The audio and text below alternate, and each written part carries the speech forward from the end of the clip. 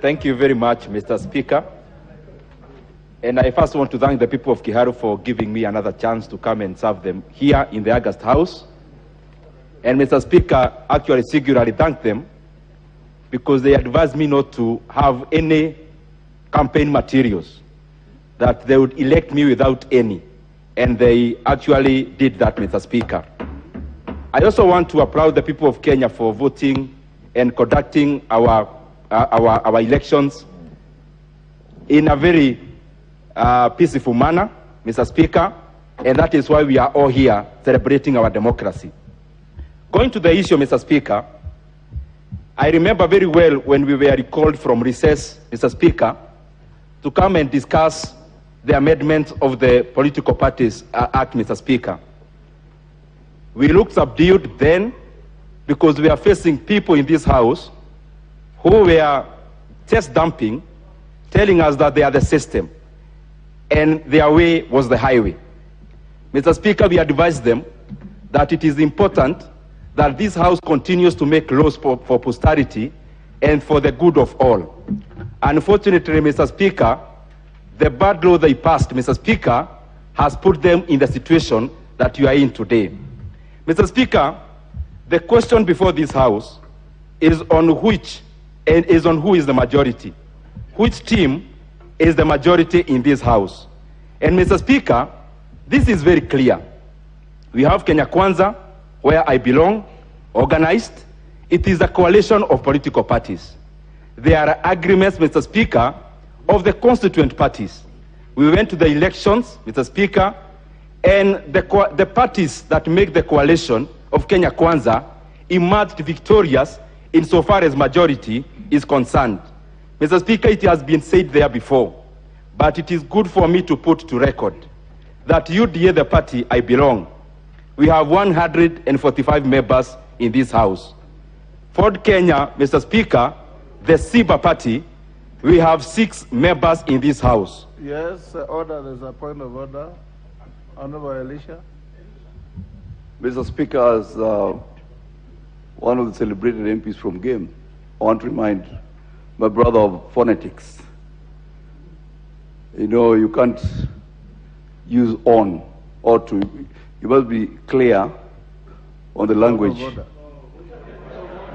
you're using, please. Speak good English, please.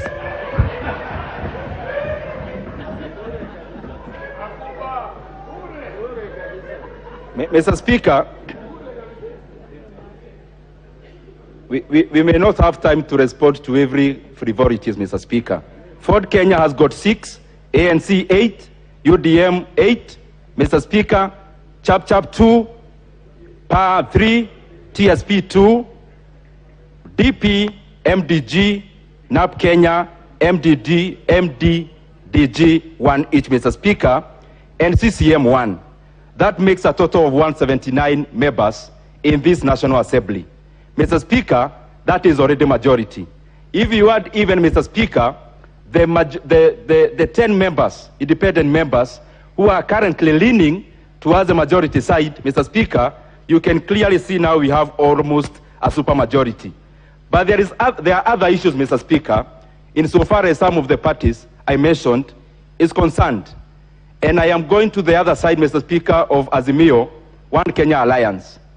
They purport to have tabled some agreement here, Mr. Speaker, which you have already voided.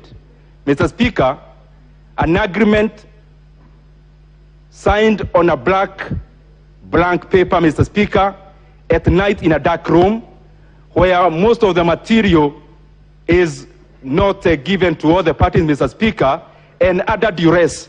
There is no contract, there is no agreement that can be made in those kind of circumstances. Mr. Speaker. Order. Yes, Honorable Babu.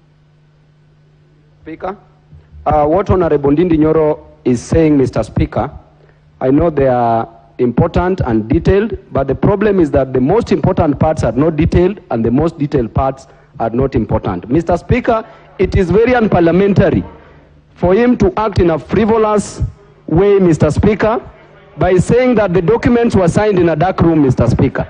Did he see it, Mr. Speaker? That is out of order. Was he there, Mr. Speaker?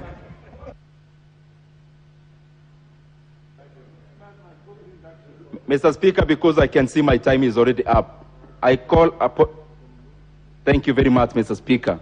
I was just saying, Mr. Speaker, that the agreements, the purported agreements made on the other coalition, Mr. Speaker, they cannot start any test. They were made at a duress, again in dark rooms and at night, Mr. Speaker.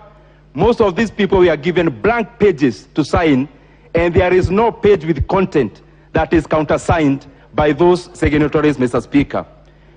Mr. Speaker, our country is in paralysis. Ndindi, your time is up. Sabina Chege. Thank you, Mr. Speaker, for giving me an opportunity. And first and foremost, Mr. Speaker, I want to thank my party, Jubilee Party, for nominating me to be a member of this parliament, and also to confirm that